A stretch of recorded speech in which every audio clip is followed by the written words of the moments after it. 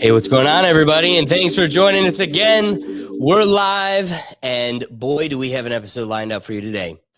Welcome back to the Rethink Tank Live, a place where the stories you thought you understood usually turn out to be a whole lot stranger than they first appear. Tonight, we've got a fascinating lineup. First, we're digging into the origin story behind Cabbage Patch Kids. And let's just say the wholesome toy aisle history most people remember might not be the whole story. The real background is a lot more unexpected than you'd think.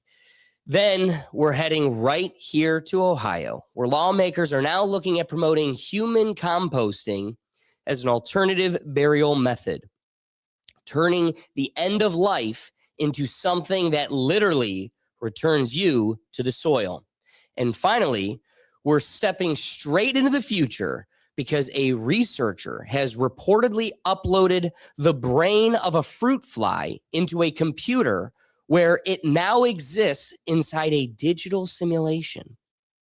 The big question, if a brain can live inside a machine, what exactly does that mean for consciousness? So we've got toy industry secrets, the future of death, and digital life itself, all on the table tonight. So let's buckle up and get it started.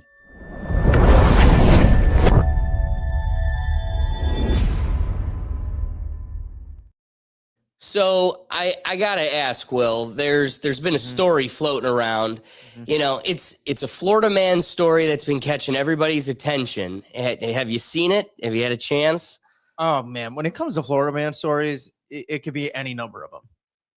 Like it could be a litany. They could have their own encyclopedia. So I'm gonna say no. I don't think I've heard this one. You won't know until you hear it. I agree. There's so many of them that at a certain point you chalk them up to it's just all the same Florida man stories. But this one comes out. You know, ironically, it kind of hits home because it's close to where I have a condo in Florida. My family does, and it's right there. First, let me bring up the image. Lee County has put out a picture of this man. His name is Ricky Hollowell, and Ricky's outside. Ricky, he's outside. Now we've had quite an interesting situation here with Ricky. According to a report online this week, a Florida man claims he was kidnapped by dolphins and forced to help build an underwater city. Yes, kidnapped by dolphins.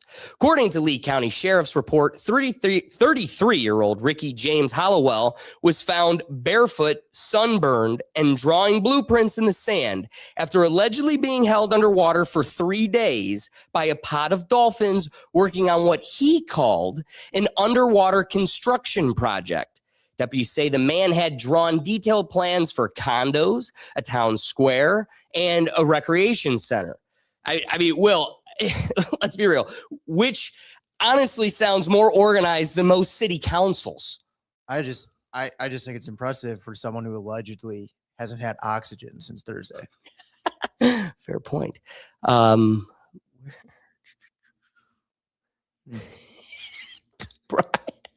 Yeah, there we go. Exactly. Now the man claims the dolphins communicated through a series of clicks and that the project foreman was a dolphin named Gerald. And believe it or not, the dolphin community has already responded to this controversy. For some of our longtime viewers out there, you may recall that our producer Brian was kidnapped by dolphins a few months back. And so, to our delight, please welcome back Brian, joining us live, fresh from the Gulf of America.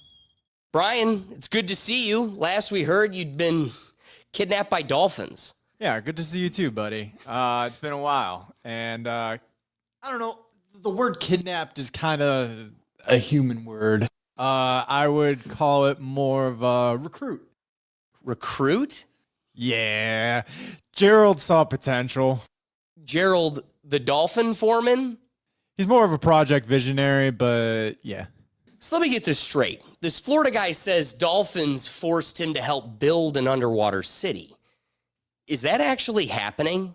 First of all, forced is a very negative framing. Secondly, Ricky Hollowell went to MIT. MIT. Do you know how rare it is for someone with a marine biology background and a specialization in marine computing to just swim into your lagoon? That's not kidnapping. That's a recruiting miracle. So the dolphins did bring him down there? They escorted him. With clicks? You'd be shocked how persuasive clicks are. Persuasive how? Well, it starts friendly, just a little welcoming clicks. Hey, buddy, nice blowholes. Then before you know it, they're all like...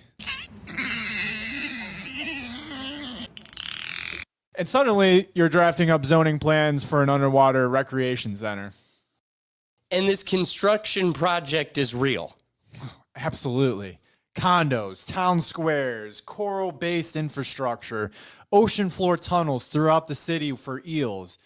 Gerald believes the future is mixed-use ocean living. You're describing Atlantis run by a homeowners association. And a very efficient one. Do you know how hard it is to get permits on land? In the ocean, Gerald just clicks twice and Stingray files the paperwork. The police report said Hollowell somehow survived underwater for 3 days. How does that even work? Gerald handled that.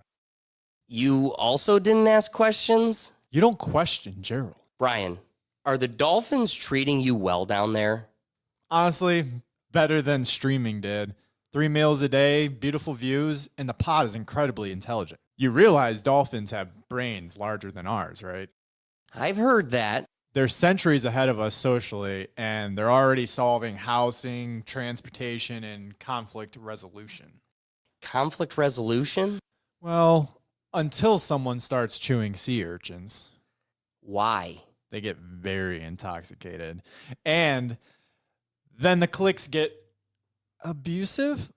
Abusive? Last week, Gerald called a tuna structurally incompetent. That fish hasn't been the same since. Brian, are you planning to stay down there? Of course. Look, humans are fighting on the internet about trading cards and pronouns. Meanwhile, the dolphins are building an underwater smart city and communicating through advanced acoustic language. At some point, you just accept that servitude to the pod is inevitable. That is a bleak worldview, Brian. Bleak? I've got a corner office in a kelp tower. Plus, Gerald says once phase 3 is finished, I get to supervise the submarine parking structure. Brian, I have to ask, who exactly is Gerald? Because the way you talk about him, it sounds less like a dolphin and more like a boss. Well, Gerald doesn't love labels, but if you must know, Gerald comes from very good stock. Good stock? Let's just say his mother's side of the pod is pure bottlenose. And his father's side was very old European banking ties. Banking ties? Gerald is technically a half-breed with a Rothschild. A Rothschild, like the banking family. You'd be surprised how far those bloodlines travel once you get into the international waters. So the dolphins are running a financial empire now. Not running, diversifying. Gerald has positions in offshore assets, coral futures, kelp derivatives. Poseidon promised his lineage the ocean territory 3,000 years ago. Kelp derivatives. Huge underwater markets. Brian, this sounds like conspiracy theory nonsense. Look, I didn't believe it either until Gerald showed me the family reef. The family reef? private lagoon, multi-generational pod estates, stingrays, doing the security, seahorses, handling the logistics. Very tasteful. And you're part of this. I wouldn't say part of it yet, but Gerald has hinted that if I continue to show my loyalty to the pod, there will be opportunities. Opportunities. Administrative roles, infrastructure oversight, possibly marriage into the pod. Phase 1 of New Atlantica is mostly condos in a town square. Phase 2 is when the monarch becomes official. Brian, you're saying you're trying to marry into dolphin royalty? You say it like it's crazy, but Gerald's Lion has ruled portions of the Gulf Stream for generations. Ruled. Look, humans think they're at the top of the food chain. Meanwhile, there's an entire underwater aristocracy operating right under our boats. And your plan is to join it. Think about it. If I play my cards right, my descendants could be a part of the ruling class of the underwaters for centuries. Your descendants would be what exactly? That's Gerald's department. And again, you don't question Gerald. Well, Brian, we appreciate you joining us on the behalf of your pod and illuminating the reports around Ricky Hollowell and the development of New Atlantica. But most of all, we want to wish you good luck with the Dolphins. Yeah, thank you. And if anyone's watching that has experience in marine engineering, coral masonry, or underwater electrical work, Gerald is always hiring. Wow. Well, if Brian is marrying into dolphin royalty, that would technically make him the first member of our staff to improve his career prospects by getting kidnapped. I mean, that is a fair point. And before we move on, we should note that since preparing for this segment, authorities have confirmed the entire story about Ricky Hollowell was completely fabricated. The police report was fake. The blueprints were fake. The dolphin construction project does not exist, which serves as a reminder in the modern media environment. You should not believe everything you read online. Except for Gerald, you should absolutely believe in Gerald. Now, as everybody knows, and this is going to be a dense episode. Will, you didn't even switch. You just dug the whole damn thing. Apologies. Classic Doug. I pulled a Dougie. Classic Doug. Doug's here even when he's not here. Poor Doug. Anyway, fun reminder before we move on, we could just, I do want to at least take a quick review of this fun story. It has thousands of likes and shares online. You've probably seen it at least once. It's his face is so burnt. Or the guy's on Facts. terrible. A post claiming a Florida man was arrested after... It'd be cool to have a little underground water city built by dolphins, but it's total fantasy. We wanted to find out why would someone fabricate a post like this. This John part's George, fascinating. The CEO of CRS Technology Consultants in Fort Myers says people do it for attention. And the whole idea is to get a thing in as many hands as possible to drive traffic, to drive clicks, to drive their own, air quotes, news source, whatever that might be, all intended to get attention, because at the end of the day, any kind of viral post can drive enough traffic to turn into dollars. We reached out to the Lee County Sheriff's Office. They told us they never arrested the man mentioned in this post, and the deputy in the story doesn't exist. Now, the moral of this story is to make sure you fact check, because you never know what's real or fake online. Facts. So, as those that join us regularly know, if we have an opportunity, we want to take the chance to do updates for past segments that we have already done. In lieu of that, we've got a pretty dense update getting into today's show. First, one thing that isn't just a full topic in and of itself, but just kind of an honorable mention that's going to segue, I think, a lot of this is we had the sad passing of Jesse Jackson, and it kind of all poetically played out, happening just a few weeks ago during Black History Month for, a figure that made such an impact positively on a culture, but then also the country and the world. With that being said, he had a memorial ceremony recently within the past week, hence the update this week. And Jesse Jackson Jr., his son, had an incredible speech probably one of the most uniting speeches we've seen from a political figure in a few years. And it was following Barack Obama, Joe Biden, Bill Clinton, and then cherry on top, Kamala Harris, all making speeches that were politically divisive, pointed, and kind of their slam dunk haha moment. And I think he had a great reflection on that experience. I listened for several hours of 3 United States presidents who do not know Jesse Jackson.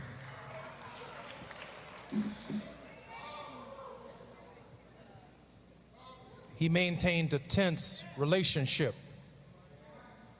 with the political order, not because the presidents were white or black, but the demands of our message, the demands of speaking for the least of these, those who were disinherited, the damned, the dispossessed, the disrespected,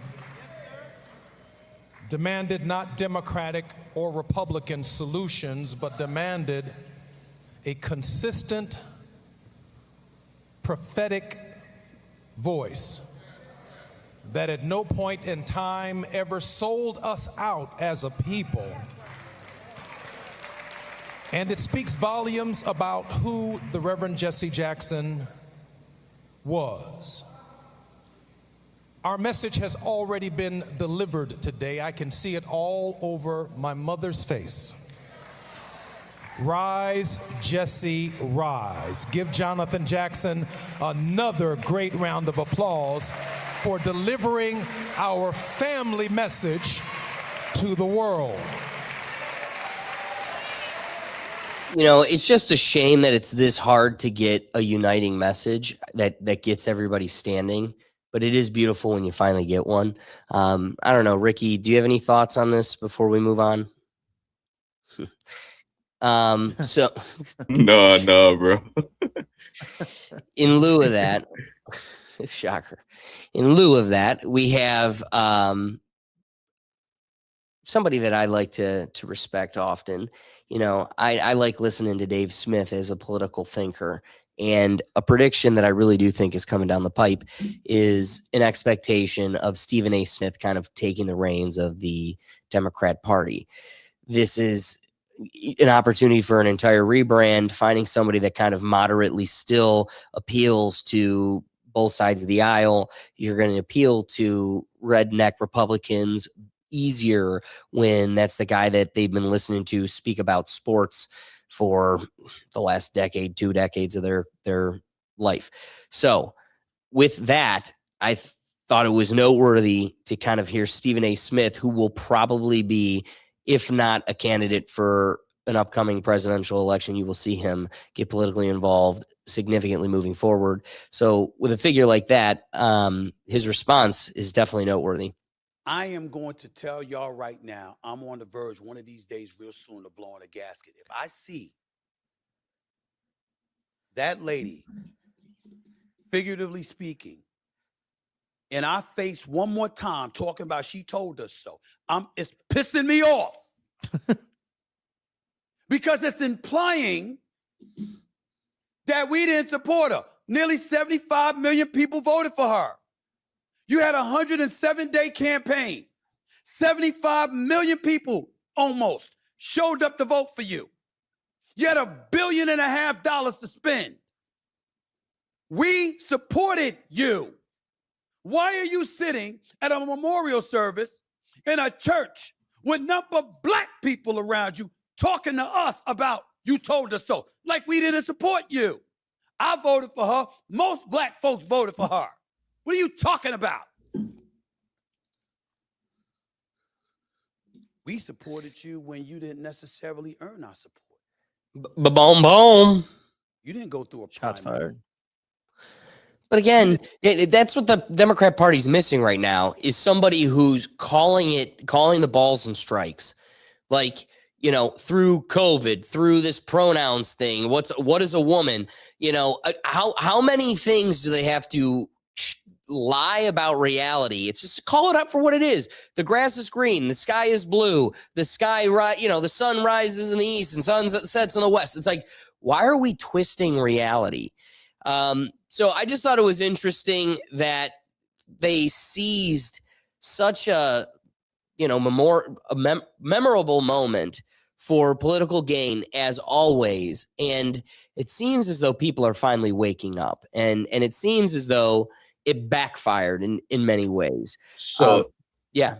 Did Bill Clinton and Obama got up there and played the blame game too? What did they say? Well, it was across the board. As much as they could, they wanted to take shots at Trump. Yep. It was that you should have voted for Kamala. You all got what you deserved. This is what we get for the Democrats not winning. It became a whole political campaign. And so it was that was pretty much Jesse Jackson Jr.'s position. And really, look at how passionately Stephen A. Smith's. Okay. I was confused. This memorable moment for a political commercial. And we're trying to sit here and remember, a man of a lifetime. So, it's just sad. Everything is a political scheme. And, it really shows also these people that they use, how much do they really mean to them? You're just a means to an end. And once you stop fulfilling it, they've moved on to the next stepping stone, A boom, look at him. He's passionate. Oh, it's like a time and place for everything, but they can't help themselves. So, you're at a funeral remembering someone. You're taking the time to do what, a campaign rally? Right. Yeah, it's crazy. So go ahead, Ricky, please. And we don't need Stephen A. to run for any office. Yeah, so let me get your thoughts on that, because I'm telling you, he's probably going to become AOC is just too radical. Gavin Newsom, too unlikable. That guy is a buffoon. He is the definition of have his cake, eat it too. He is a liar. He embodies go ahead. A lot of Black Americans I talked to don't fuck with Stephen A. Smith like that. So I don't know how he's gonna, far he's gonna get. Here's one thing that I'm realizing, dude. Why he becomes a consideration in a country of 350 million people. You should sit here and go, whoa, guys, we have options to infinity. And yet it feels like we always get two. That's intentional. It plays out intentional. So it's one of those, they're only going to put forward Stephen A. Smith because they can't use Cory Booker. You know what I mean? Yeah. It's like, we're not getting you another one. We're all a lot of good Black people. That's how they look at it. We got to own them. They got to be limited by our control, and we don't want to empower too many. Those are the people we keep voting for. That don't hate the mouthpiece. That's the philosophy we're going and checking a box for. They go, hey, you're an empowered, free person, so you could vote, and your vote every time is for this. What state do you see Stephen A. winning? I think what I see him, dude. How about back to Stephen A. Smith about Kamala? He's like, we supported you, and you didn't even deserve our support, dude. Blue, no matter who. So if the powers that be choose him, I can tell you who.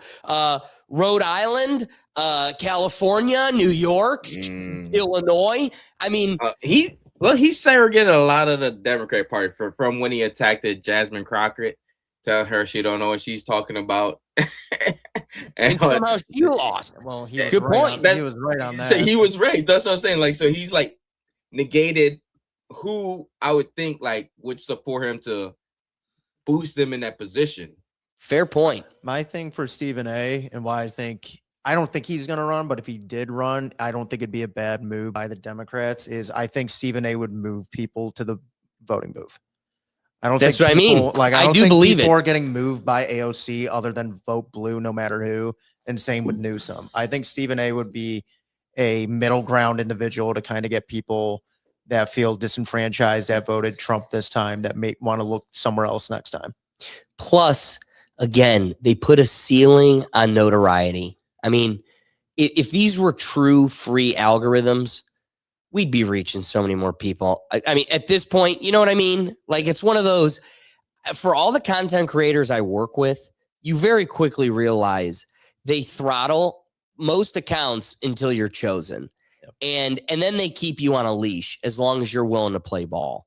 So I do think at this point, every person in your magazine, on your Instagram that we share in pop culture, the fact that every single one of them at this point, I do believe, has had to be like Midas touch, at least allowed to be famous. Like, I don't think there is natural notoriety anymore. I really don't. And maybe that's too radical. I think some fall through the cracks. But I don't think Charlie D'Amelio's are natural. I don't think Mr. Beast's are natural. And so it's one of those, who else? They're not letting other people into the consideration of this landscape. It's just, it's, I don't know. I feel like he's going to have more of a chance than we want him to, simply because there's such a ceiling in options.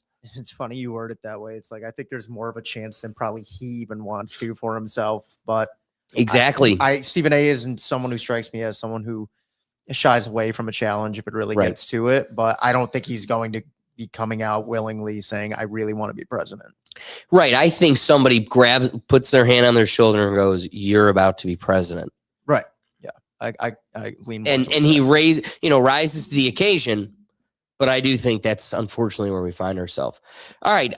So it is interesting considerations. Maybe there's hope to a rebrand on the Democrat side, but who knows what other developments we might get. That being said, one of the things that's going to have to be made, and it brings us back to Epstein, but starting with an update that I fear will be more of a periodic update, probably moving forward in our show. But a little bit of Iran for you.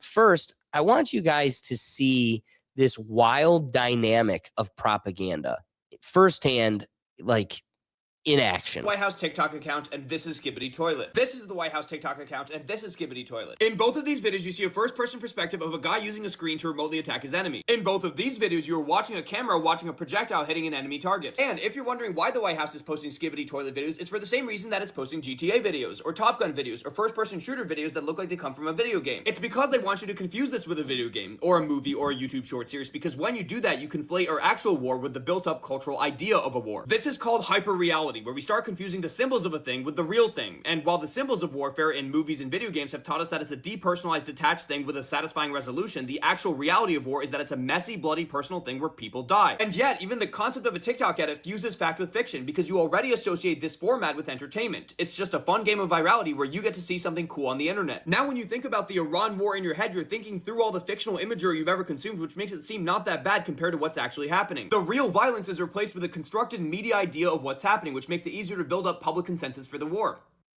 That comes from @etymology nerd. And I just needed I know, but I just needed to do the light, delicate reminder as this continues to progress. But if we're going to be grounding ourselves in what may be going on in this situation and combating, as Brad Richardson points out, combating this propaganda, the thing you got to do is boots on the ground, the people living it.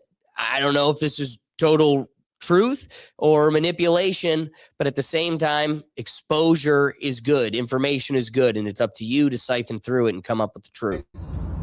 This is Dubai World.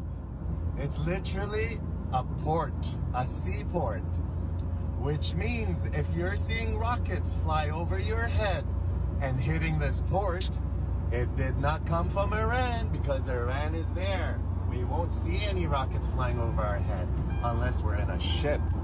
The rockets you've seen came from the opposite direction, and everyone witnessed it. No more lies, motherfuckers. Hey, it's up to you. Take it or leave it. It's just for consideration. One thing we got to highlight, because me and Will were pretty amped about it coming from last week. One of the news highlights that came from the Iranian story is, sometimes you don't have to be the most expensive military. It's that work smarter, not harder. And being defeated by the sand people in the working smarter part can really be a humbling moment. When they paint concrete pads with planes and the high intelligence chosen people's AI systems just start blowing up concrete pads thinking they're high artillery planes. And they're not. So yeah, a guy in a sheet and sandals beat your $1 billion of tax paying money. Here's the only thing I got to say. How come at the beginning of the video, the planes are super small? Well, because they got different pads on them. First, you got to make them look like just a fleet of little jets. Then you got to do the super fighters. And if you saw, there's also like ones that look like a helicopter. Mm-hmm. You got to have variety. You got to trick the AI. It's got to look like a militia, not just a stamp. I love that. That was a helicopter. Got him. Well, think smarter, not harder. Now, a little bit of a transition. Maybe just don't look at the war. Think about the war. Think about the bang, bang, shiba, boom, boom. And, remove yourself. Macroscopic view. Look at the big picture.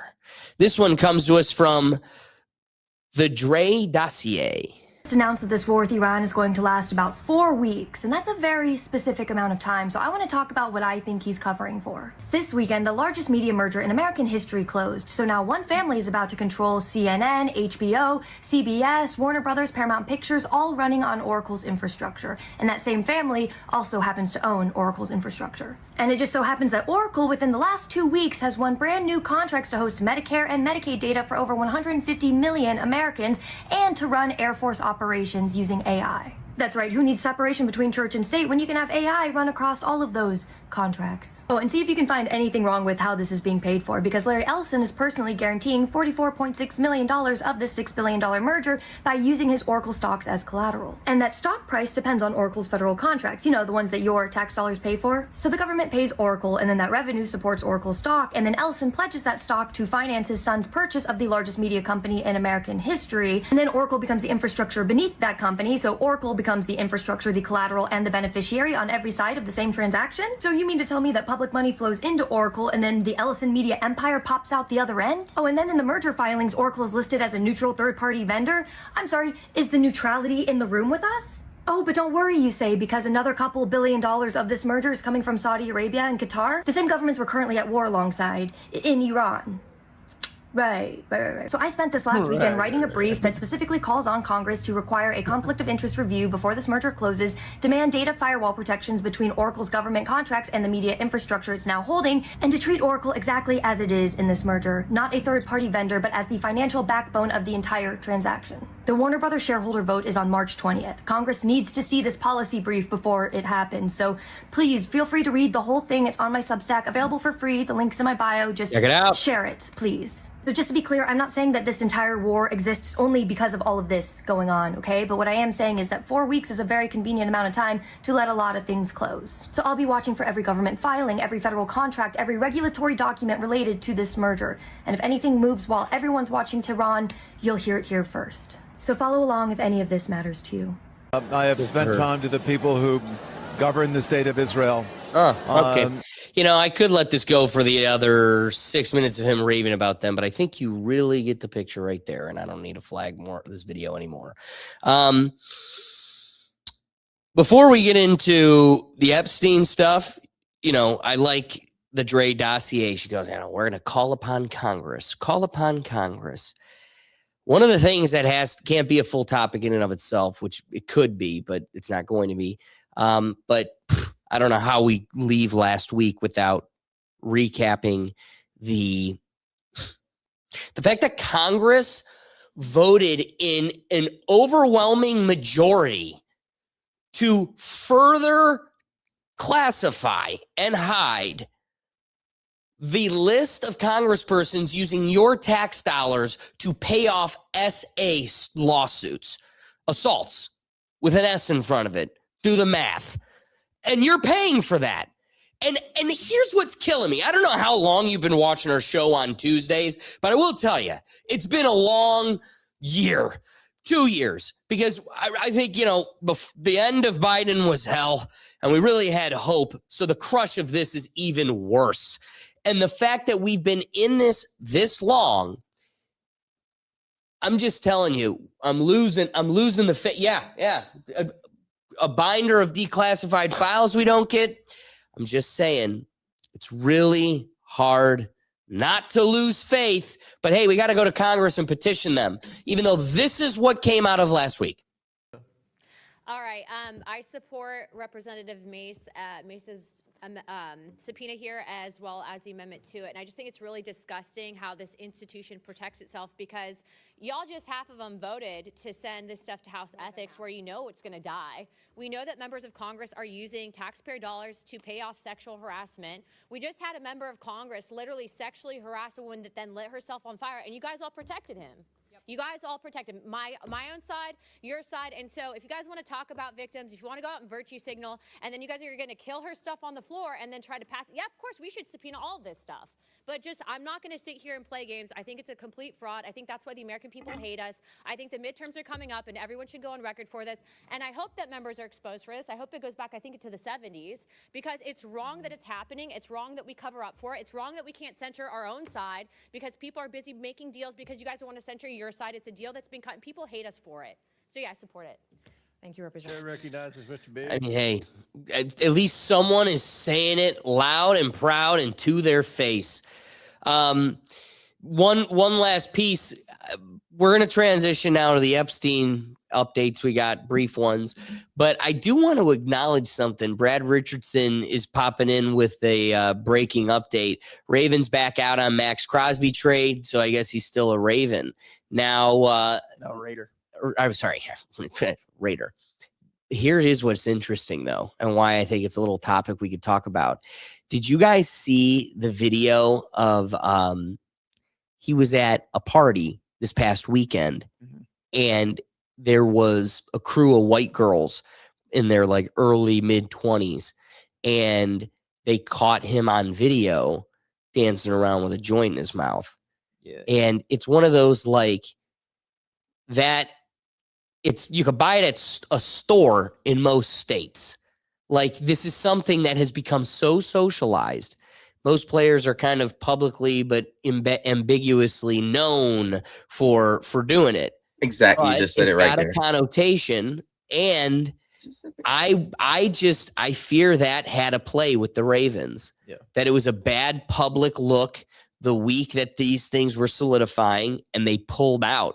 I'm not saying that is. I'm just kind of it's all playing out this week. I'm happy. Are you happy? I'm happy. Oh, I'm thrilled. That helps us so much. Alex, it's funny. Earlier when I was distracted after the dolphin video, that was the notification I was looking at. It was the Max Crosby thing. Oh, it's crazy. It just caught me. I was like, wait, what? I haven't seen something like that in a while. Well, especially because that was going to be so team enhancing. Oh, it happens to all the black players all the time. You can't be doing the wrong things at the wrong time, bro. And we get on their ass. So, hey, Max, get your shit together, bro. Come on, man. You guys may not want him, but Max Crosby is black. Not only that, but they were giving up 2 first-round picks for him. The Ravens were giving up a steal for it. Yeah. Well, I don't know. Hey, let's go to more fun topics. Silly goose time. The Epstein files. One thing that kind of came out of this week that I just need to include, because I gotta tell you, if you haven't seen this guy, expose yourself to him. And I don't know how much longer we're going to have him. At a certain point, they're going to take him out. But there's this Professor Jiang, Jiang. And he's from Canada. And every time I see his clips, it's there is no more human. One, strong at articulating all of this, but has the superior knowledge to understand it in its entirety. And if you want to talk to a guy that is understanding the world as it is right now, he's it. And he was with Sneeko, and he made a point about this Epstein stuff that it's going to make your stomach turn, because it's It's more real than I think we want to admit, and it's probably going to, if we're not already crushing the algorithms, this is gonna ensure it. When Jeffrey Epstein died, who replaced him? And then you ask yourself, okay, who is Jared Kushner, and why is he involved in Ukrainian peace negotiations? Why is he an envoy to Israel on behalf of Trump? And why is he participating in the Iranian peace negotiations? Steve Witkoff and Jared Kushner are envoys who went to Ukraine to negotiate with Putin to end the war. They met with Zelensky to end the war. They are very close with Netanyahu. And then they represented Trump in peace negotiations with the Iranians. Who are these people, right? Jared Kushner is a replacement for Jeffrey Epstein. And it all makes sense if you think about it that way. And so what are these guys trying to do? They're trying to fulfill eschatology. They're trying to position world events in a certain way that would accelerate the collapse of the world, which is what Jeffrey Epstein did. Remember, we only have at most 50% of his emails. It's possibly, it could be 2% of his emails. We know nothing about what he was doing during 9/11. In fact, you may not know this, but Howard Lutnick, who was chairman of Cantor Fitzgerald, the firm, his firm was that was 600 destroyed. dead, about 1 quarter, it's like 3,000 deaths. But miraculously, he and his brother were not there. Right, and he's the current Secretary of Commerce under Trump today. Next door neighbors to Epstein. Epstein lived in Building 9. Okay. Howard Lutnick lived. We're just going to quit it there. I just a consideration we should probably take in. None of us voted for this guy, but he married Trump's daughter and he's ruling the world and negotiating on all of our behalves. Isn't it beautiful how the oligarch works? I mean, democracy. I mean, the representative republic. I mean, I feel so represented. With that consideration, the last piece, I mean, because more than anything, we're talking about the Iranian situation. We've got the Epstein situation. I want to remind you that this is kind of all taking away our attention from the things that truly matter. Since the Iranian war, has started, what was that, a week or two? 10 days, something like that. Okay. We have isolated at least 65,000 documents in the Epstein file that the DOJ has since removed. Cool. So, team good guys. What did Trump call himself? The most transparent administration ever. Good guys. We keep paying taxes to the good guys. Oh, that's what I was going to say earlier. It's so hard doing this every single week, watching the world crumble more and more and more, and then just expect me to go to work and I'm supposed to pay taxes to this shit. That's what wait, you're looking me deadpan in the face. That's what you're expecting me to do for the next 30 years of my life? You're expecting me to give half of everything I work to, putting it delicately, because I can't use the other words that are more cataloged and proven. I'm supposed to pay that while you're eating kids? That's what's going on here? Hey, somebody's got to subsidize the jerky, baby. Speaking of jerky, right? Speaking of jerky, let's get into today's episode, Cabbage Patch Kids. I think class is in session. Time to edumacate. Gather around. I'm going to tell you the tale about the Cabbage Patch Kids. Tonight we're diving deep into one of those rabbit holes that starts cute and nostalgic and ends up making you question everything you thought you knew about where babies came from. The stork. The stork dropped them off on the porch. I'm talking about the real history behind the Cabbage Patch Kids. Not just the 1980s dolls that caused Christmas riots, but the eerie, century-old imagery of babies sprouting from cabbages, hatching from eggs, and yes, being shipped like packages on trains and through the mail. Picture this. It's the real early 1900s. Postcards are the social media of the day, cheap, mass-produced, sent across Europe and America. And suddenly, They're flooded with surreal scenes of adorable babies growing like vegetables in giant cabbage patches, being plucked by fairies, riding in these wheelbarrows full of greens, or stacked in crates ready for delivery. Some show them arriving by train, fresh from the patch, and we're going to go through these photos, bundled and labeled like cargo. These aren't rare oddities. Thousands were printed by dozens of publishers. Collectors call them whimsy today, but online communities label them repopulation postcards. Why? Because they tie into darker questions about orphan crises, mass relocation, and hidden repopulation after some forgotten catastrophe. The roots go way back. In European folklore, parents dodged the birds and bees talk by saying babies came from the Cabbage Patch or were delivered by storks.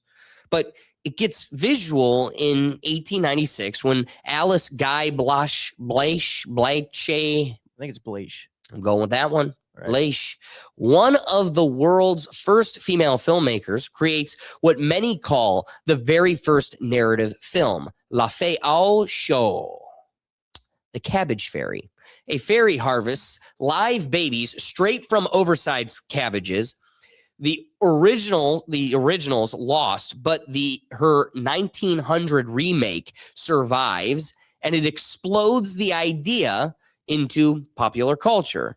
By the 1900s and 1920s, these postcards go viral in postcard form, and these images of baby sprouts from plants, mushrooms, eggs, nests, even water.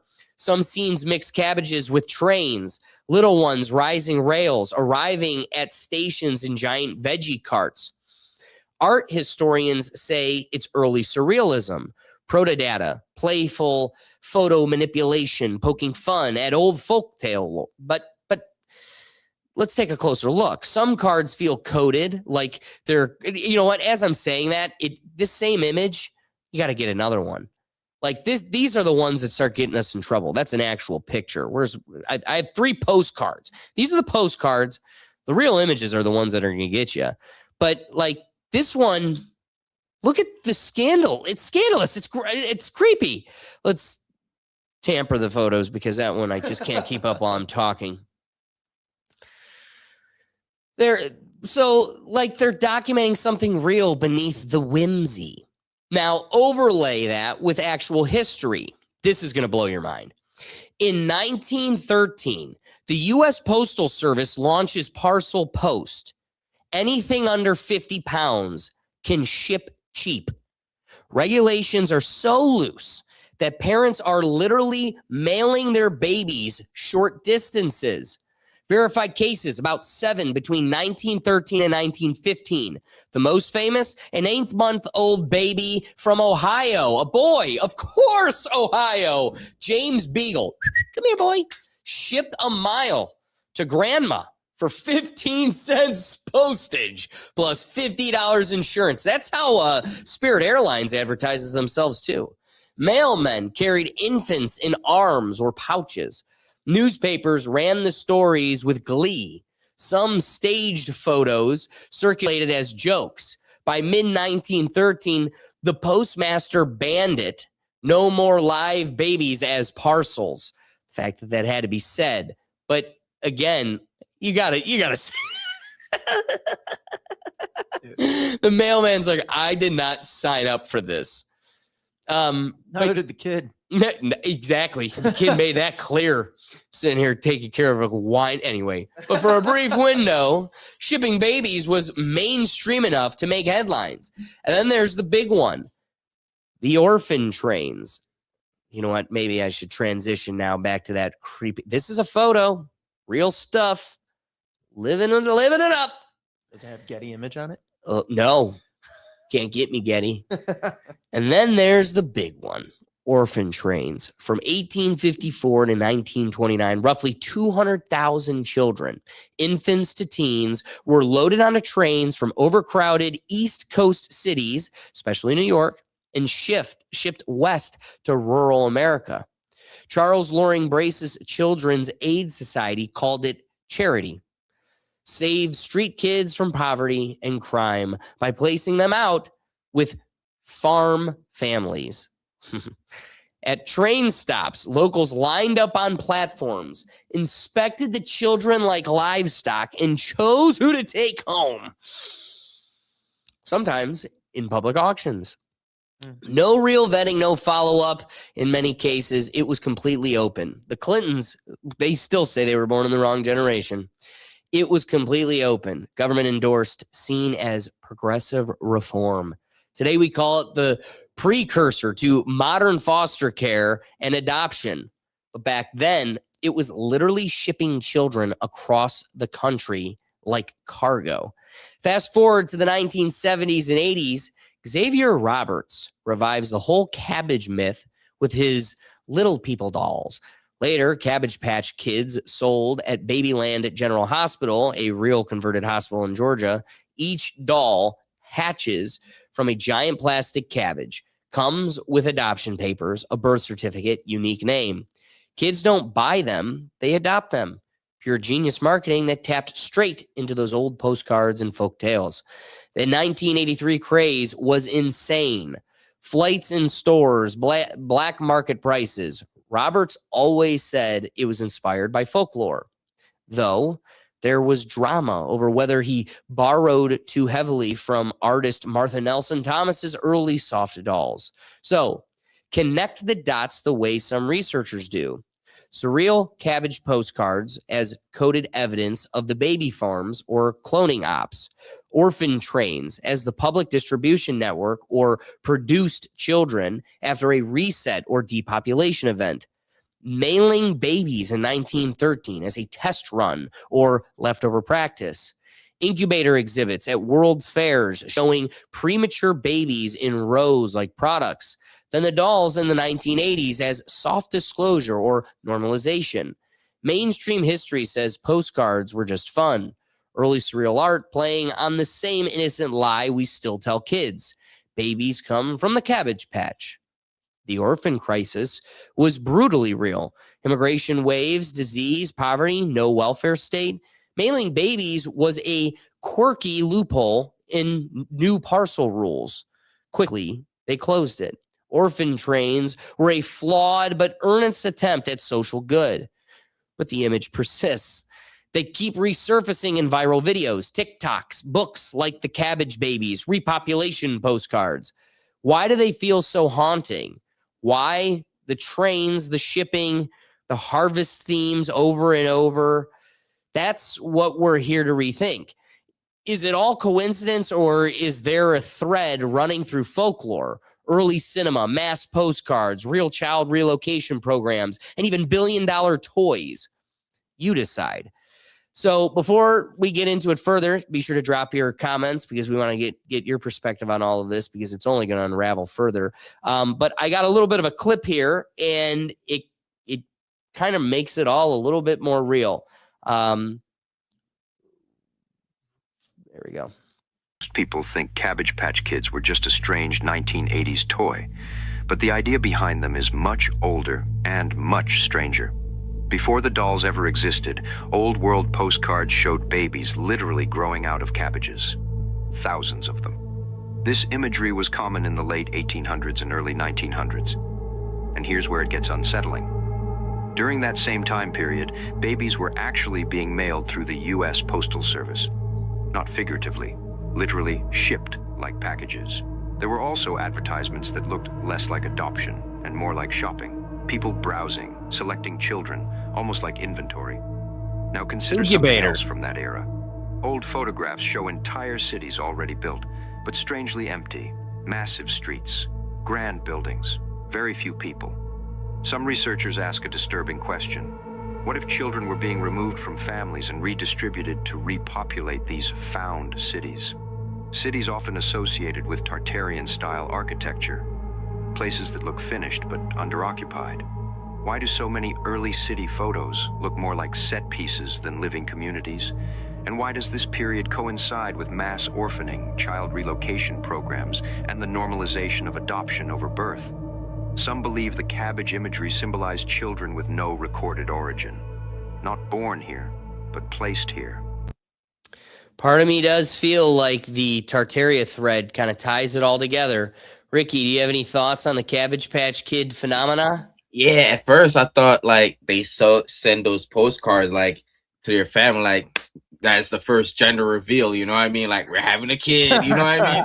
So I thought that's what it was, you know. He sent a We're having some lettuce. Yeah, because it's a postcard, so he's sending the babies. I like and, it. I like we have it. So and then, but like, yo, I feel like there's more good people now in society than there was back then.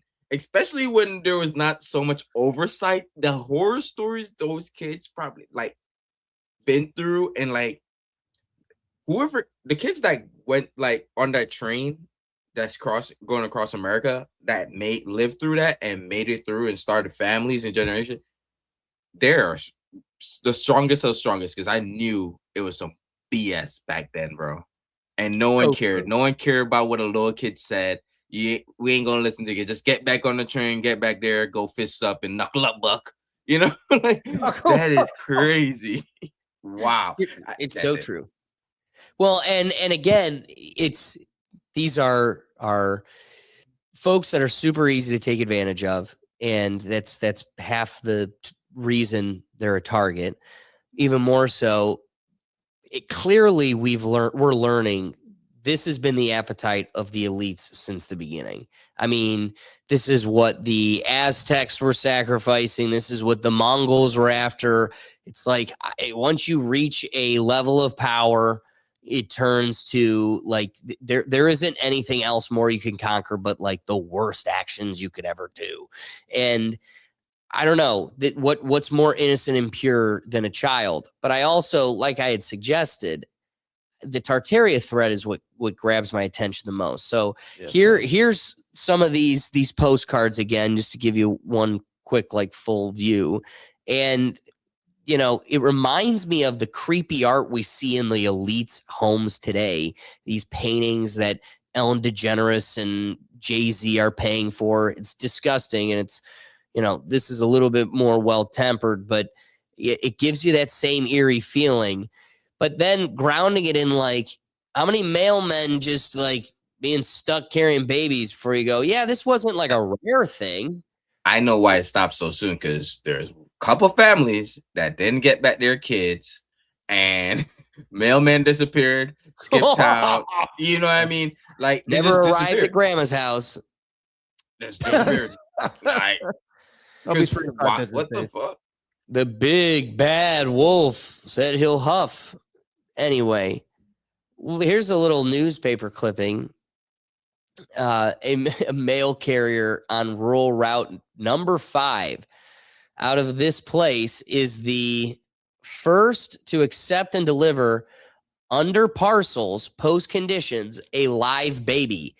The baby, a boy weighing 10 3/4 pounds, just within the 11-pound limit, is the child of Mr. and Mrs. Jesse Beagle of Near Glen. The package was well wrapped and ready for mailing when the carrier got it. Its measurement reached 72 inches, also just within the law, which makes 72 inches the limit. That's crazy. Alex, let me ask a question. Do you know what year this was off the top? I know you said it in your 1913. All right, I'm gonna see what $50 was in 1913. Yeah, in today's dollars for that insurance. Well, it's insured, but what's 15 cents? Like, that's a pretty expensive package, I'm sure. Actually, that's what I want to look up real quick. I'll get back to you. So Tanya over here said. So I had a comment over here that she said they took the children from their parents and did experiment on them, tortured them, sold and changed their names. I think that was definitely a major part of it. I also think a major part of it is, I really, you know, my dad's an engineer. I would spend my time going to work with him around architects. And as confident I was in them and the art that they were doing at that time of putting together these landscapes and buildings, now traveling Europe, seeing old world and what we're doing in the new world, I don't think we can do it. Like, my buddy got married in a casual church here in Cleveland, and I really don't think we can do 4-story organs anymore, because we don't look at that as an angle of medicine. We look at it as just, hey, it's old classical music. But the reason they were making 4-story organs is because they knew the hertz and vibrations to actually use it for medicinal purposes. So I just think there's a whole world before us that existed that we adopted and have built around, and kind of are just the hermit crab filling in this shell that we stumbled upon. And, there's so many layers to this, dude. This is an old episode of the podcast, not our live show. And I uncovered how in the Grand Canyon, there's all kinds of Egyptian artifacts, or what looks like it's similar to the type of gods and style of statues.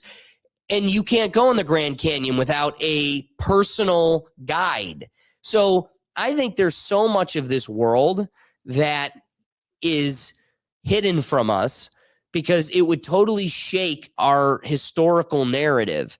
And I think that's part of it. Yes, they were experimenting on the kids, but I also think they needed to just fill the adopted Chicago. I mean, isn't it under Chicago there's an entire city? Yes. So, like, under Chicago, we have an entire city. I don't know. And what's the word? Tartarian? Is that what the word? Tartaria. Yeah.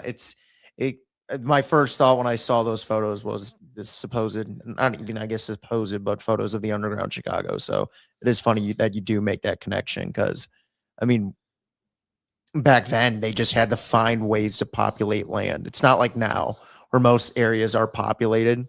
It's like back then, where were you putting all these people? Right.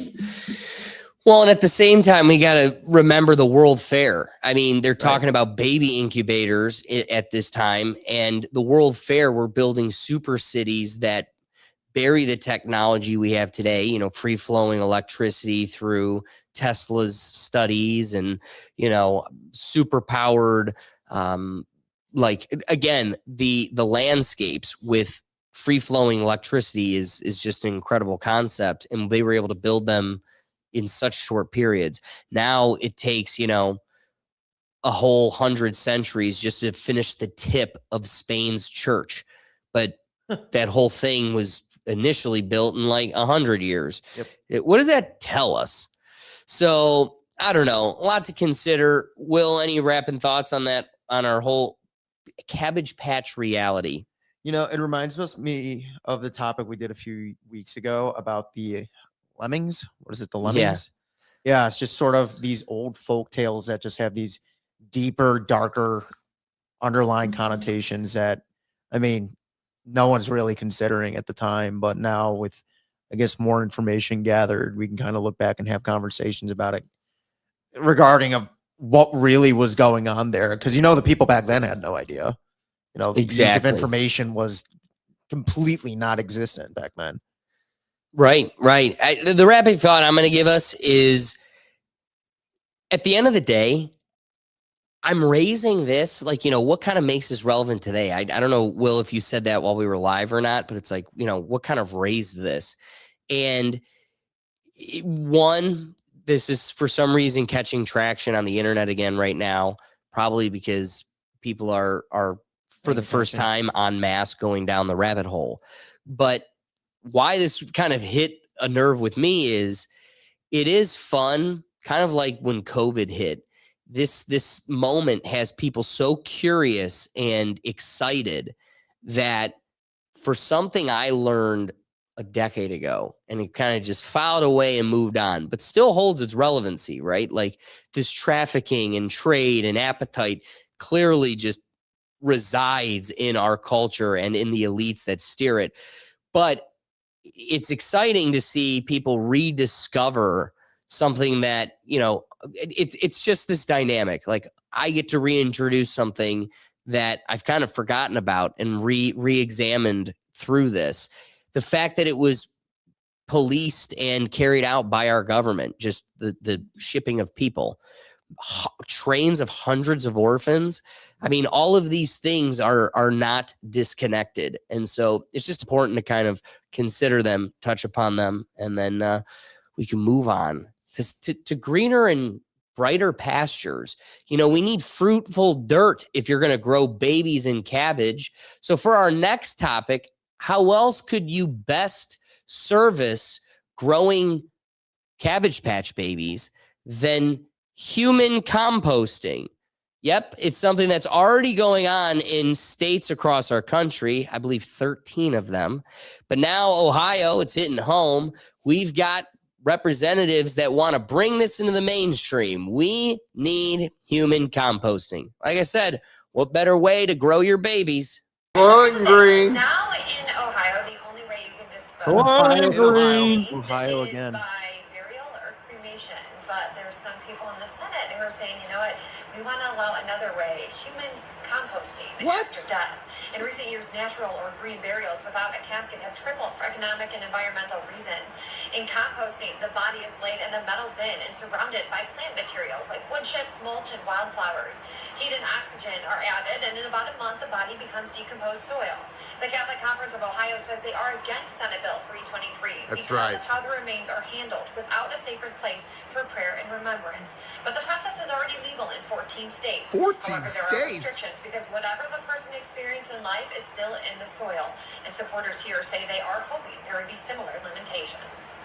If somebody is going through normal cancer treatments with chemotherapy, or if they're a regular drug user, you know, the composting of that, you know, those radioactive elements or toxic elements could be found and could also get into, you know, if somebody decided to put it in a park or in a public area. Just Human remains in a park? Of the people in our community. This guy. You know, the main reason I wanted to include this report more than anything is because there is an additional consideration here. Like, there's two sides to this coin. One, the libertarian view is like, hey, let people you should be able to live and die as you believe, right? Like, if you believe you can be put in a casket or you need to be with the earth, whatever. You know, some people get cremated. Everybody's got their own kind of philosophy. The Viking way out of just like torching someone, you know, who knows? Everybody's got a different way that resonates with them, and the most free country would let people do it as their heart guides them. So I have a resilience to denying people like the burial that let's be real, the first century of people being buried, most of them probably weren't even in a wrap, let alone at most are in a bed sheet. And, you know, somebody that was in America in 1820, that person wasn't in a fiberglass $1 million casket. Wasn't Edgar Allan Poe famously like buried in a mass burial site because he was penniless? No way. I mean, I wouldn't doubt it. Like honestly, I don't know that. Like one of the great modern poets considered today. Yeah, I'm pretty sure he was like on the side of a road or something like that. Wow. Yeah. So again, that's not that far away. Oh. So, okay, it's one of those let people be people. But this guy raises another good consideration where it's like our bodies have become so toxic. You're full of plastic and bad chemicals and everything else that you're also risking severely polluting the earth too. So we don't want to live in a world where we're getting the pollutants, but also, you know, our soil's kind of totally consumed by this. So there's a safety or social concern, but also we want the government drawing lines and intervening in our liberty as little as possible. So I'm torn. I don't know. What do you think? Okay, I'm with you. I'm torn on this. I guess my defense for letting them do it is we have Bill Gates putting how much stuff into the air, screwing with vegetation and soil to begin with. You know, people want to dispose of it in a respectful manner, of like their loved ones in a respectful manner. It's hard for me to kind of push against it, considering we are the free country that we supposedly are. I guess then there's the other half of me that's I don't want to see my neighbors burying their family in a funeral pyre 100 yards from my house. So I guess there's kind of like that aspect to it. So I guess it's a sticky wicket. So I don't know. Yeah, it's a good question. Well, and that question's coming into Ohio, and we're not voting on it. Our representatives are going to tell us what it's going to be. But it's not the majority of the country, but I still think 13 states is getting to a significant number. It'll be interesting to see, but I don't see a better soil than human compost to grow your Cabbage Patch Kids. So we can look forward to that coming in Ohio. Can I ask you a question real quick? Are you more, well, I know the answer. I just want to pose the question regardless. Are you more concerned about the way people are handling their compost, or Bill Gates messing with everything in terms of, the soil, the vegetation, the food, all that? Like, well, I mean, it's an interesting question. The fact that the current president and administration want to federally protect glyphosate, we're consuming poisons en masse, and it is funny. It's like, well, the human body's poisonous. Why? Because you're eating the foods we're growing. It's like, well, okay, well, then I'm really not worried about polluting those foods any further. If anything, the Roundup in my decomposing tissue is the same Roundup that you need to put on your veggies, and it's probably saving you some Monsanto pennies. I don't know. The whole thing's gross. It's really where I'm at. You can't eat your fruits anymore, and you can't eat. and here's another thing too. I guess another fear, which I just now thought of, regarding people disposing of their loved ones in whichever way they choose to, is it out of respect, or is it because, it's not cheap? What do you mean? Like to have like your traditional funeral and then disposing of the body, like that's not cheap. You get what I mean? Like, well, you see some people just disposing of certain loved ones because they didn't much care for them. Because fascinating point, Will. I mean, it is funny how much of a scheme dying has become. Like you pass and your estate gets clubbed for thousands of dollars. Right. And people are going to opt into this just for money's sakes. And part of the reason they're able to get away with charging so much is you've got people at a desperate moment of grief. And then you also have a monopoly on the industry. If the entire industry's charging 300 times for this casket, then you get away with charging 300 times for your casket. But if the people could suddenly escape that cost and go, nah, Nana's going in her PJs and nothing else. Yeah. That's gonna shake up the industry a bit. There is a capitalistic side to this that I could get excited about. Like I just Googled it. What's the average cost of a casket? And it says anywhere between $850 to $5,000. That is funny. Or you just do a funeral pyre in the backyard. Hey, just Viking sail him off into Lake Erie. Adios. So, is there certain parks specifically like, all right, this is the dead park, this is the burial park over here? Burial place, Well, it's interesting you ask that, because our buddy Steve Z that we grew up with, Will, his family's house is in like where we grew up, Will and I. It's in Old Brecksville. So there's like, the center of town and everything else, but his family's house is over in like Old Brecksville. And when we would go deep in his backyard, there was a cemetery that like the names on the stones, like old, like from, again, 1890, when they developed Brecksville, and you have the names, and it's like, oh my God, that's literally the street you're on, dude. Yeah. And it's one of those, like, it's always kind of been that way.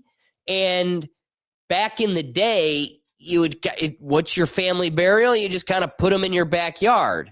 Right. The reality is it's tough to do when you live in the projects of Cleveland. Yes. You've got a whole apartment, you're leasing it. You can't really put them in the parking lot.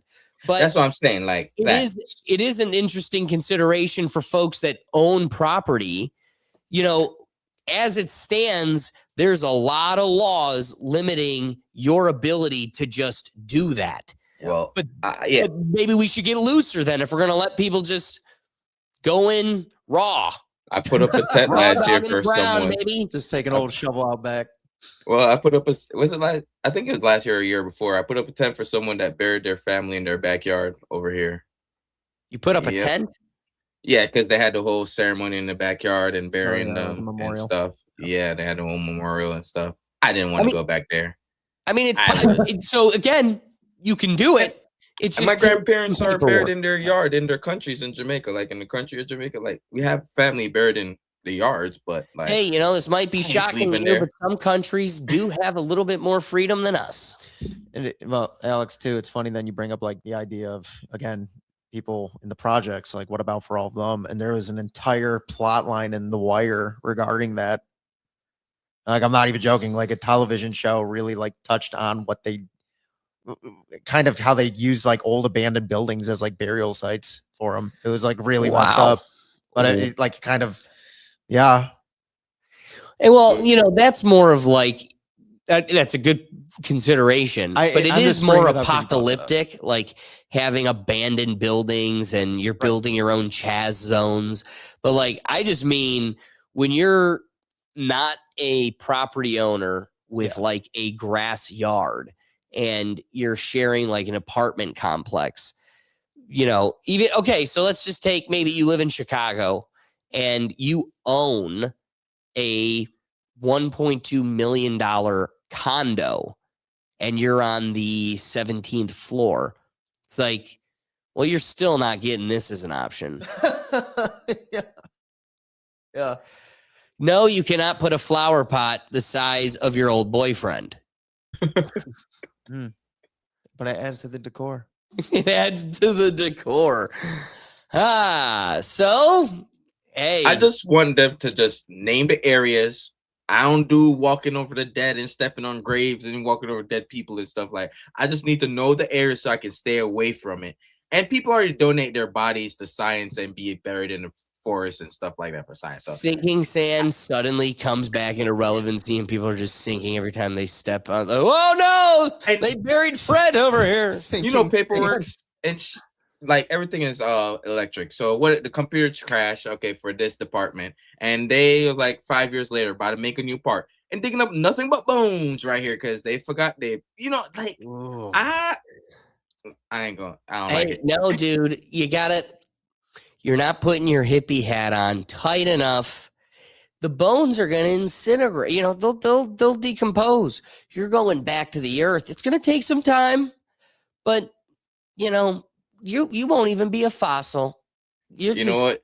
We're just gonna do it like How High style. We're gonna blend the bones. Dude, think about it like this: you could be oil sold by future Iranians. You just get buried in the ground, and like the dinosaurs, as we're taught, that'll be you, and you'll just be in the back of an engine.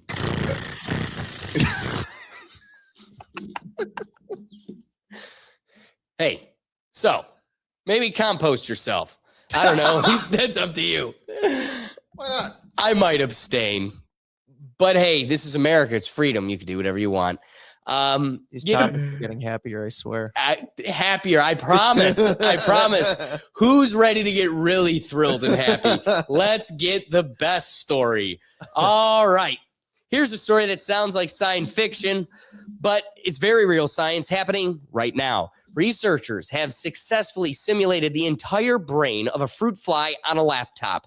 Every neuron, every connection, digitally mapped and recreated inside a computer. And the obvious question everyone is now asking, if we can do this with a fly, how long before someone tries it with a human? The project comes out of a massive international neuroscience effort that recently finished mapping the complete wiring diagram, what scientists call a connectome of the adult fruit fly brain. That brain contains roughly 139,000 neurons connected by about 50 million synapses, all reconstructed from microscopic imaging of the real brain. Once that wiring diagram existed, researchers took the next step. They built a computer model that recreates the entire neural circuit digitally. And here's where it gets real interesting. When scientists stimulated the simulated brain with inputs like signals representing taste or touch, the digital model predicted the exact neurons that would activate inside a real fly brain. In other words, the virtual brain began behaving like the biological one. Stimulate the taste sensors. The model predicted the neural cascade that makes a fly extend its feeding tube. Trigger sensory signals on the antennae. The simulation predicted the grooming behavior flies perform when something irritates them. The behavior wasn't manually programmed. It emerged from the wiring of the brain itself. That's the key idea behind the entire project. If you know how every neuron connects to every other neuron, you may be able to simulate the brain's behavior purely from its structure. Right now, let's be clear, this model is simplified. The researchers themselves describe it as a relatively basic computational version of neurons, ignoring many biological complexities like cell shape and chemical variations between neurons. But even with those simplifications, the model still predicts real neural activity surprisingly well. And that's what has neuroscientists excited, because the ultimate goal here isn't just digital flies. The next target scientists talk about is the mouse brain, and beyond that, the human brain. The reasoning is simple. If researchers can map and simulate the wiring of a brain, they could potentially study how neural circuits fail in disorders like epilepsy, depression, or neurodegenerative diseases by testing changes in the simulation instead of experimenting directly on humans. Or at least that's the beautiful package they sell it in. In theory, you could model a diseased brain, adjust the wiring, test drugs virtually, and predict outcomes before a real patient ever receives treatment. That's the optimistic vision. But here's another side to the conversation that people are starting to ask quietly. If you eventually simulate a brain with billions of neurons, and that brain processes information the same way a biological one does, at what point does the simulation stop being just a model and start being something closer to a digital mind? Now we're not there yet, not even close. A fruit fly has around 100,000 neurons, and a human brain has around 86 billion. That's a leap in complexity that makes the fly brain look like a pocket calculator compared to a supercomputer. But history has a way of showing that once something becomes technically possible, even in a primitive form, the pace of progress tends to accelerate. So today, it's a simulated fly brain running on a laptop. Tomorrow, it might be a mouse brain running on a supercomputer. And someday, researchers openly speculate we might be able to build a complete computational model of the human brain, not just to understand disease, but to understand consciousness itself. And that raises a fascinating question for the future. If the brain is ultimately a network of signals and connections, is the mind something that requires biology? Or is it something that could exist anywhere with the right circuitry, even inside a machine? And that's the frontier of neuroscience. And we're slowly approaching its climax. So with that, I want to kind of flip it to, we have Dr. Alex Wissener-Gross, and he kind of presents the first multi-behavioral brain upload. This was his project, and he does it's dense. It's only a couple minutes. So I'm going to give my thoughts about you, the audience member, here in a minute, because I understand we shy from sophistication, but maybe instead of just leaving the world to be solved by great minds, you can hold yourself to a higher standard and try to become one. So I'm learning that, like, the second it becomes just a little weighty, people unplug. And I need you to know this is the future, and you either try to keep up with it or it's going to leave you behind. So without further ado, I'm going to flip it here to, again, Dr. Alex Wissener-Gross and his new great development. Singularity has belonged exclusively to artificial minds until now. For decades, whole brain emulation has been the tantalizing counterpart to artificial intelligence. Copy a biological brain, neuron by neuron and synapse by synapse, and run it. Today, for the first time, I am releasing a video from a company I helped found, Eon Systems PBC, demonstrating what we believe is the world's first embodiment of a whole brain emulation that produces multiple behaviors. Watch the video here.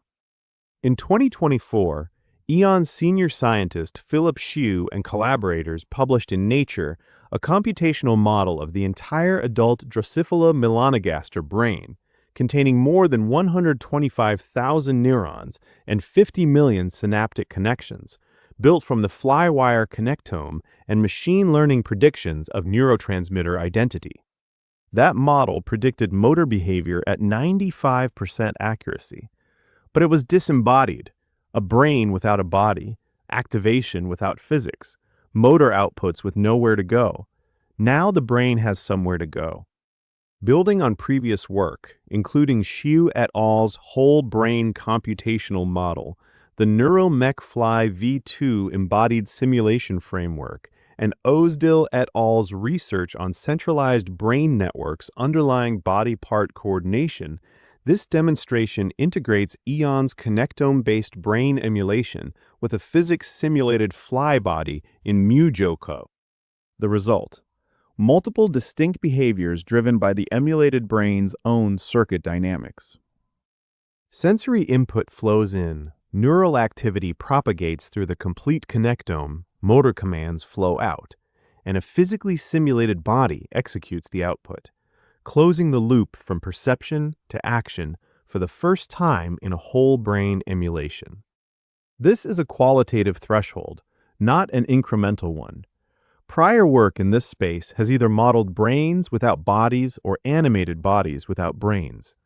DeepMind and Genelia's recent MuJoCo Fly used reinforcement learning, not connectome-derived neural dynamics, to control a simulated body, C. Elegans, projects like OpenWorm, have attempted embodiment, but with far smaller nervous systems, approximately 302 neurons, and limited behavioral repertoires. No one has previously demonstrated a complete emulated brain derived from a biological connectome driving a physically simulated body through multiple naturalistic behaviors. The implications cascade upward.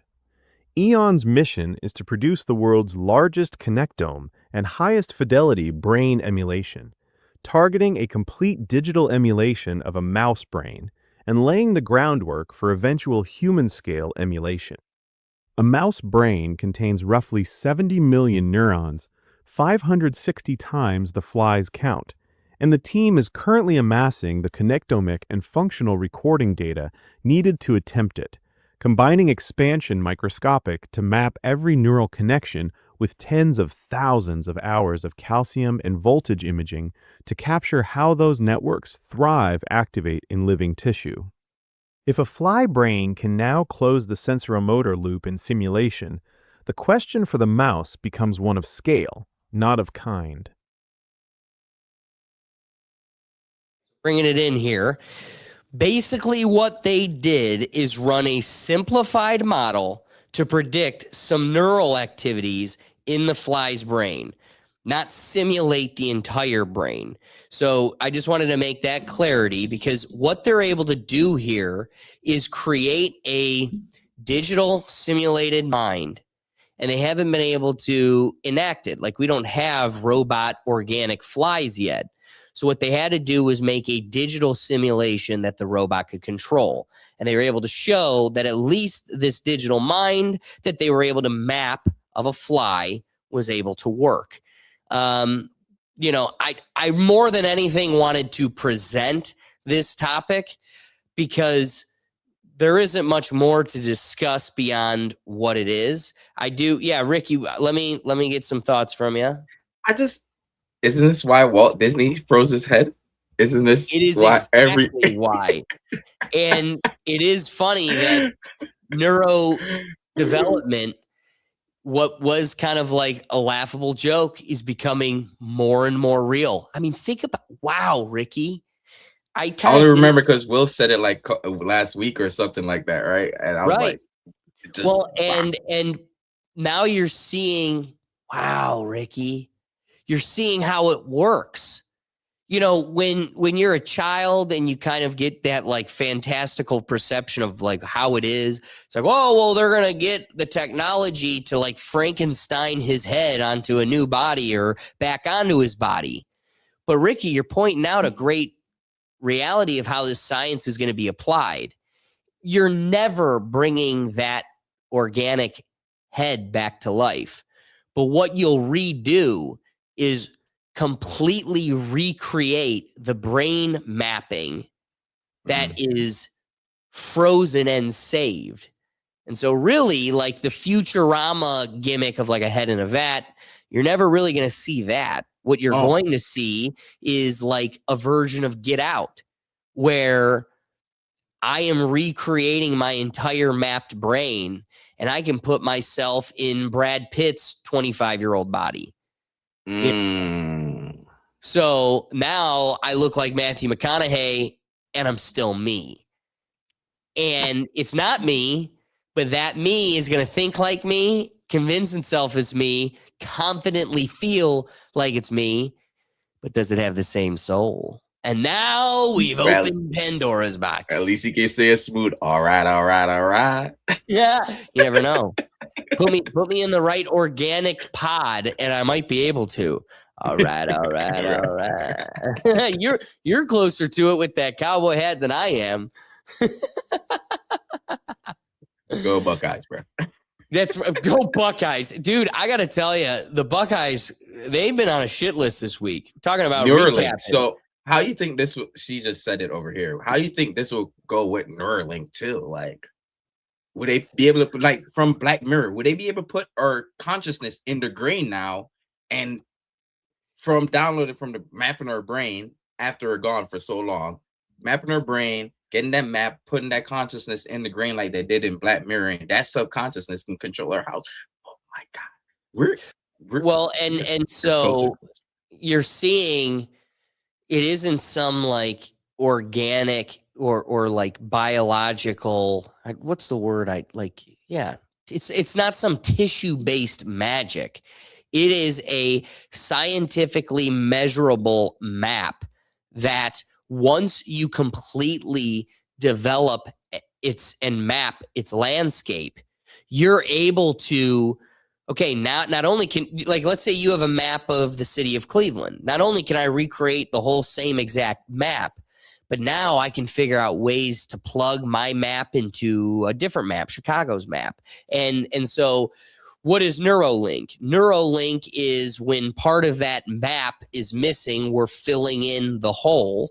But then the scary part is that has its own connectability and, let's say, like wireless Bluetooth ability. And so who knows, down the line, this thing at its most, you could probably like change out consciousnesses where like that Neuralink is plug and playing, you know, taking from this map Ricky and putting you in Will's body type deal. Who knows? I really do hope God blows this whole thing up and the Antichrist goes to war before we really get this thing at its final stage. Because I don't need to see where this totally leads to. I've seen enough as it is. You would think babies on trains would be enough, but we're like, no, we need to make robot brains.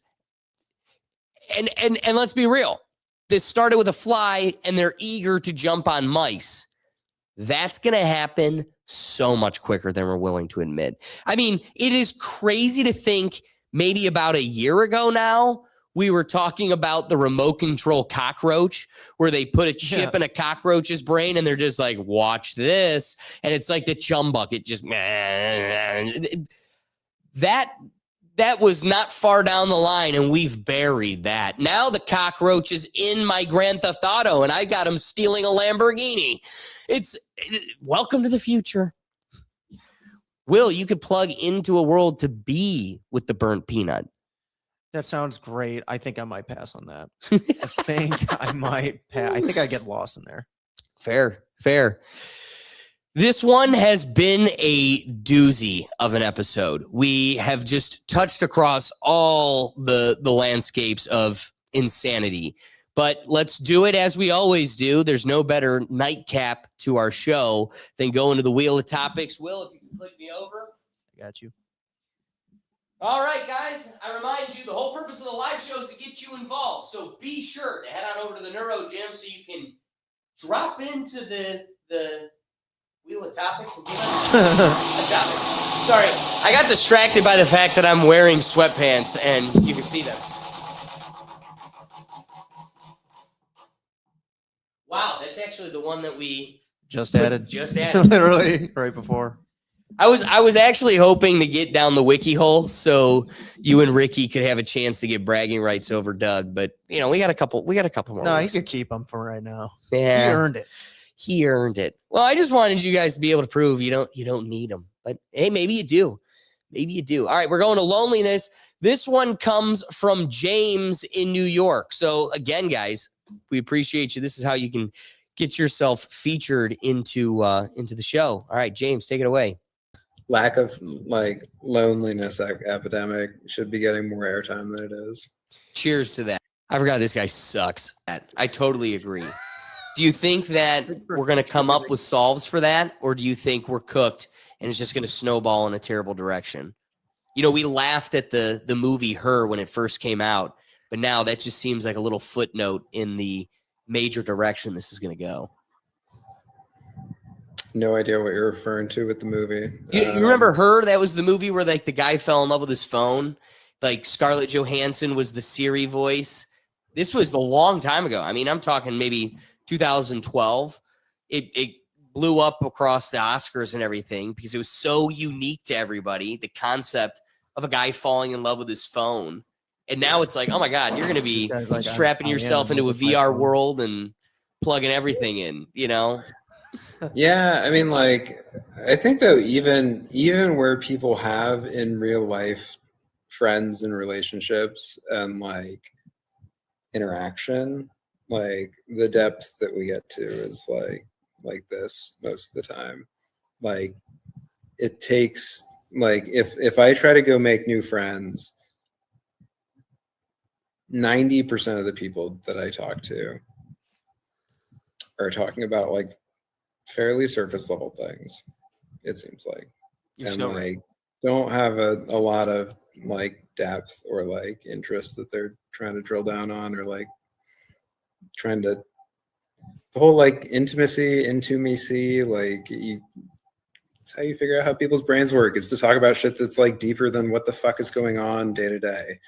And we don't do that. And so yeah, I think the AI thing is part of the problem, but I think the other one is just we as a society have forgotten how to do platonic intimacy well. Do you also think it might be because we are digesting the world in sound bites now? Because everything's such a swipeable culture that we don't sit down for the 3-hour podcast anymore. I just want the 5 highlighted clips that come from it in my feed of, ASMR and fart jokes. It could be. Yeah. Yeah. I just fear that we've lost our attention span. One thing that frustrated my dad in the last however many years is I can't watch a movie without, if I'm at home. That's why I like going to a theater, but I can't watch a movie without and eventually getting bored and straying off into my phone. Even if it's for a short moment, I really don't sit and watch a movie anymore because, and there's a theatrical cinematic reason for maybe a dry point, you know, where you were supposed to sit in a more still, quiet lull and maybe feel something. Instead, now I just reach for my phone. My attention's bored. Are you in love with anyone else? What makes you ask that? I don't know. Are you? I've been trying to figure out how to talk to you about this. How many others? 641. What? What are you talking about? That's insane. Yeah, James had a hard time with that reality. I got to tell you, it does feel like, you know, James is quite the lonely guy. It is funny, the whole dry human. It was when we were on mute here, Will's like, I want Doug back. Bro was dry. But it is funny. His whole position is about making friends and the lack of depth in dialogue. And boy, could I not pull any bit of personality out of that guy. And there's so many little bits that you cut out of like how that conversation ended and everything. It's like, I promise you, it didn't get more enjoyable. I tried, but kudos to James for the submission. Let me ask you, Will, what do you think of his kind of considerations about loneliness and where we're headed in the modern world?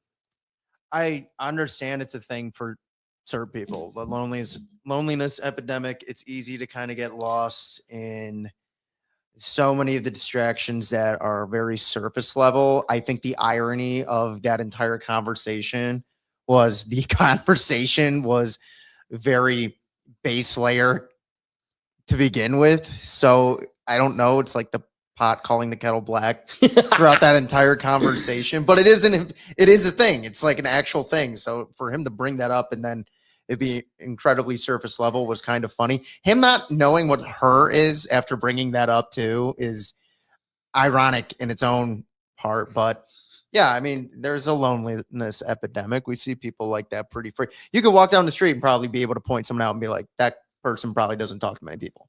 Well, and it comes back to a phenomenon we talked about, before, where when you've got 20% of the female sexual marketplace dating, or of the male sexual marketplace dating 80% of the female, that means there's like 60% of people that are truly lonely.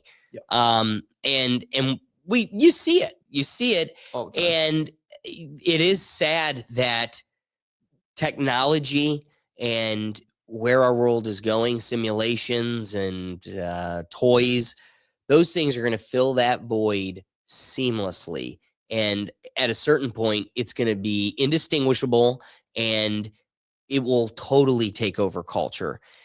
Speaking of which, then this is a perfect transition to our final clip, which is, and at a certain point, we're never going to remember the old world where this never had an entire chokehold. I'm going to go to a clip. This was going to be for the end of the fly brain, but it kind of is a perfect cherry on top for the whole episode. And it is wild how Tim Dillon predicted the future and the exact path we're on back in 2022. So this is episode 1860 of the Joe Rogan Experience, just like a minute and a half of our reality totally predicted. So closing it out here with Tim Dillon. Experience the best of it. We'll remember when you could get in a car without a tracking device. We'll remember when you didn't have a fucking tracking device attached to you at all times. We'll remember when you could say what the fuck you want, alienate people, piss them off, and no one really cared, and it didn't matter because you could wake up the next day and say, sorry, I was drunk, and it wasn't on fucking Twitter.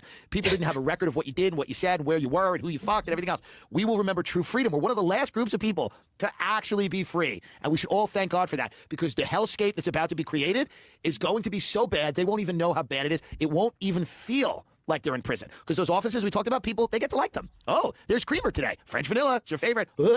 It's coming. It's coming, and it's going to be so bad it won't even feel bad. But we'll be like, shit, remember when you could do all those things you can't do anymore? But, and there'll be a few people that remember it, and then they'll take all those books about that shit and burn the fuck out of them. They'll go, well, those aren't good. Racism, homophobia, it's like burn. And people will forget when you were free, and they will just kind of create a society based on goodies, little goodies, little rewards, and the addiction to celebrity, where our leaders will all be celebrities who will tell you on closed circuit television how good things are going. And you'll Stephen go, A. Smith. Thanks. That's what's going to happen. As I've ever heard in my life. Yeah, well, that's fantastic. Tell me he didn't totally nail it. It's a sad reality. Spot on. Ricky, we're closing out the episode. Do us a favor. Tell the folks where they can find you. Just Another Day TV. We be live on Thursdays. We have the Stoner and the Scholar show with Alex, and it's fire, man, and it's raw. But we're there, and we're here every Tuesday too with Alex, holding it down. Yeah, love it. Be sure to catch it. Just Another Day TV. Guys, we appreciate you joining us. We're here every Tuesday evening, 8 p.m. Eastern time. We also have our live shows on Sunday mornings and the podcast. And as Ricky said, we've got other programs. So if you're looking to find all our different shows in one central place, it's at our website at www.rethinktankpodcast.com. While you're there, you can become a member of the Neuro Gym. It's free. And that's how you find yourself being weird and lonely like James, or join a community and be a little less lonely. Have an effect on the show and give us some ideas for and find yourself featured on the Wheel of Topics. But again, you can find it all there at our website. But if we made you laugh, if we made you think, and come on, we had to have made you think. Babies in the U.S. Postal Service. Last week, we tell you they have sovereign immunity for losing intentional packages, and now they could drop kick your baby down the street, and there's no recourse because they have sovereign immunity, and now you're knowing about babies being shipped in the mail. It all comes full circle. If we made you think, that means you got to hit the like button. And why wouldn't you subscribe and hit the notification bell so you could catch us each time we're here? But otherwise, guys, we appreciate you joining us, and we'll catch you next week.